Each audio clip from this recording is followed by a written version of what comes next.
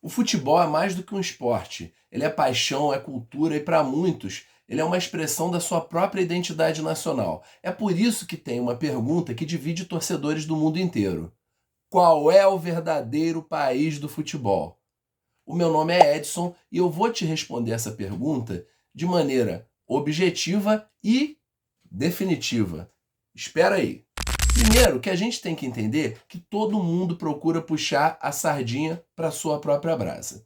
Só que é o seguinte, os ingleses inventaram o esporte, então dizem, somos o país do futebol, temos a melhor liga de futebol do mundo, a Premier League. Só que você vai olhar para a liga deles, os melhores jogadores não são os ingleses. E ela é a melhor liga hoje, nem sempre foi assim. No passado, por exemplo, anos 90, a melhor liga de futebol do mundo era o Calcio, o campeonato italiano de futebol. Depois La Liga, a Liga das Estrelas, o campeonato espanhol. Inclusive, aquele que é considerado como o maior clube de futebol do mundo, o Real Madrid, está na Espanha. Maior vencedor de Champions, um clube global. Só que se você olha, os maiores jogadores do Real não são espanhóis. Lá nos anos 50, o maior jogador do mundo, Stéfano, era espanhol. Ah, mas ele era argentino naturalizado espanhol. Inclusive, jogou muitas vezes antes pela seleção da Argentina e foi ídolo no seu país. Acabou indo para a Espanha, se naturalizando e virando o maior jogador da história do Real. Até que apareceu Cristiano Ronaldo, que é o quê? Português. Também não é espanhol. Assim como o grande jogador do rival do Barcelona, Lionel Messi, argentino. E aí a gente olha para o passado, Johan Cruyff, holandês. Olha só, a gente consegue ver clubes também gigantescos fora do eixo da Europa. Por exemplo, o Boca Juniors, um clube de torcida gigante, famoso no mundo inteiro, vitorioso na Argentina e fora da Argentina. O clube do Maradona, imagina só. Aliás, então, como é que a gente responde essa pergunta? Só dá para responder se o futebol é uma expressão cultural e da identidade nacional se a gente falar de seleção. E qual é a maior competição de seleções do mundo? A Copa do Mundo. Então, o nosso critério para resolver qual é o verdadeiro país do futebol vai ser a Copa do Mundo. Ah, mas e as torcidas? Ó, vejam só, alguns dos eventos mais fantásticos de torcida não estão nem nos países com grande tradição no futebol. Por exemplo, aquelas que são consideradas as maiores rivalidades do mundo estão na Escócia e na Turquia. Na Escócia, é Celtic e Rangers, que disputam futebol, política e religião. Na Turquia, as cores são tão importantes que o McDonald's teve que mudar a cor da sua loja, o único lugar do mundo onde ele mudou. Por quê? Porque não pode ter vermelho no bairro do time.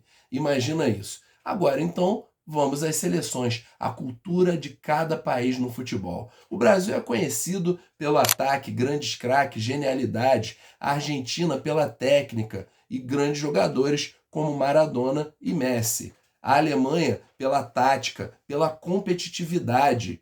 O futebol que reúne força, técnica, enfim. A Itália pelos seus grandes defensores e goleiros. Esses são os maiores vencedores. O Brasil com 5, a Alemanha e a Itália com 4 Copas do Mundo e a Argentina com 3, a atual campeã mundial.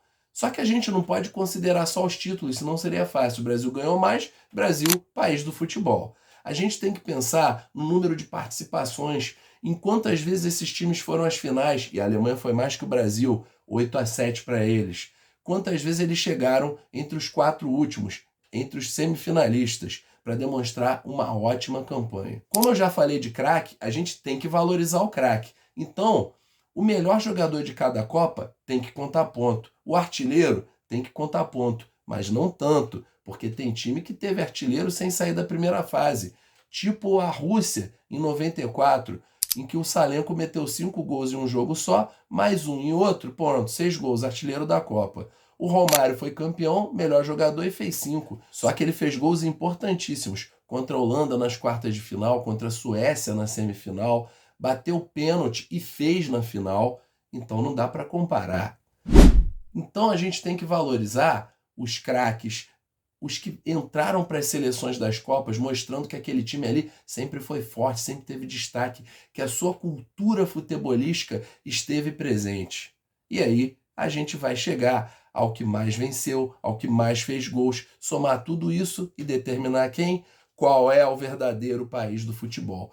E vai surpreender muita gente o fato de que nessa lista vai ter time que nunca foi campeão na frente de time que foi campeão. Repara só. Então vamos fazer assim. O critério é o seguinte: título, 50 pontos. Vice-campeonato, 30. Terceiro lugar, 20 pontos. Quarto lugar, 15.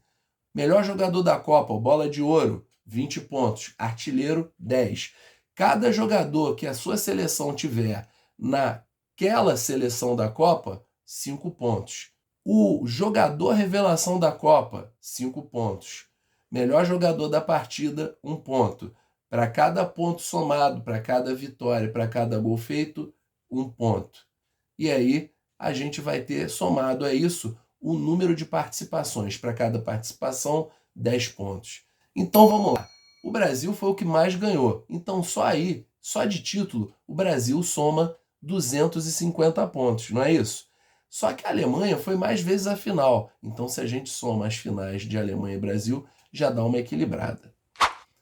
O Brasil participou das 22 Copas, 220 pontos. A Alemanha, de 20, 200 pontos para eles. Argentina e Itália, 18, 180, tá vendo? Quem mais ganhou também participou mais. Não é à toa, não. Se você tá lá mais vezes, você tem mais chances. Mas não é para todo mundo, não. O México participou de 17 Copas. Só perde para esses 4 aí que eu falei. Tem mais Copa do que a França. Nunca passou das quartas de final. E a França tem 2 títulos. Então, não é só participar. Você tem que participar e ser consistente. Ganhar, fazer gol, disputar título. É isso que conta, historicamente, para você ser o país do futebol. E é por isso tudo que, de fato, quem é o país do futebol? Nós, Brasa, o Brasil. O Brasil somou quase 1.700 pontos. Por quê? Foi o que mais participou de Copa, o que mais ganhou, o que mais fez gols, o que mais teve vitórias, o que mais teve jogos, o que mais teve jogadores nas seleções das Copas, 60.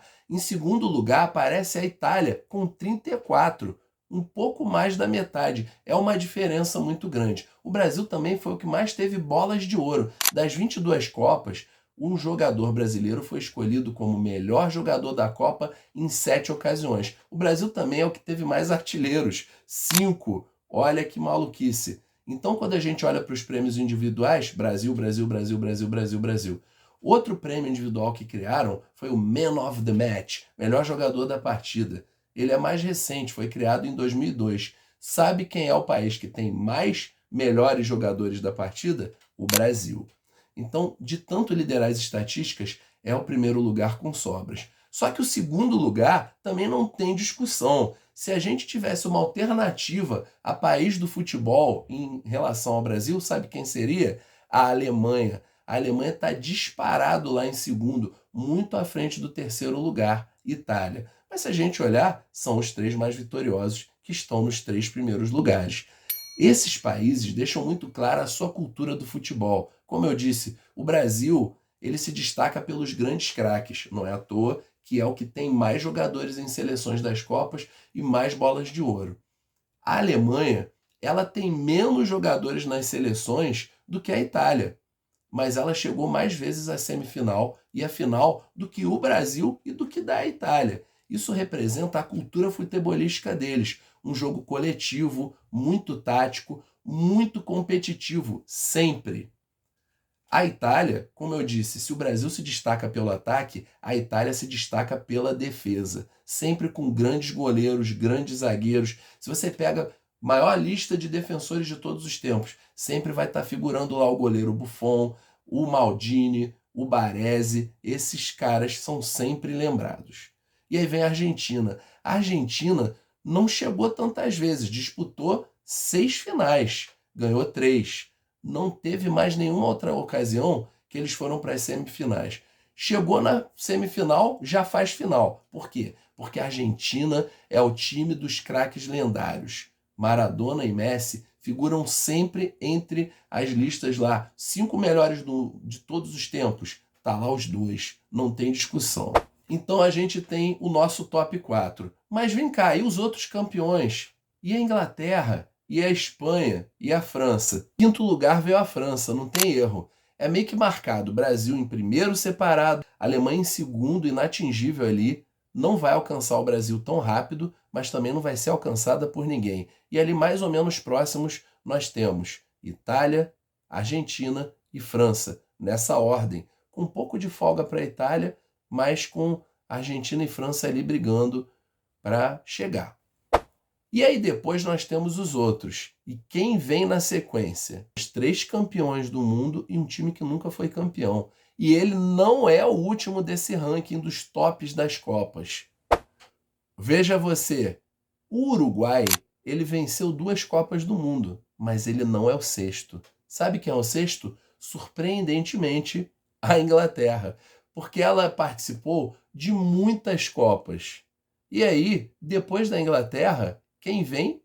Vem a Holanda, com poucos pontos à frente do Uruguai. E isso é incrível, porque isso mostra o quanto a Holanda é consistente. Os holandeses disputaram apenas 11 Copas do Mundo, só que eles chegaram várias vezes às semifinais e à final, 3 vezes vice-campeões.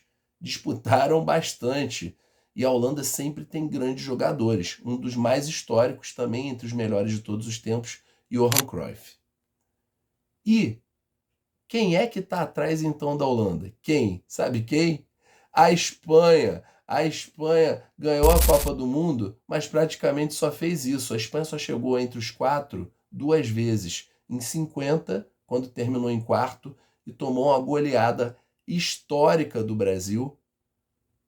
E quando ganharam, em 2010, na África do Sul. E só. Esse é a Espanha, que dizem, e os craques espanhóis. Quais craques? É isso aí. Então tá decidido para você? O Brasil é o país do futebol. Concordou? Dá um joinha. Não concordou? Dá um dislike. Fala por quê. Comenta, compartilha e segue o nosso canal. Valeu! É nóis!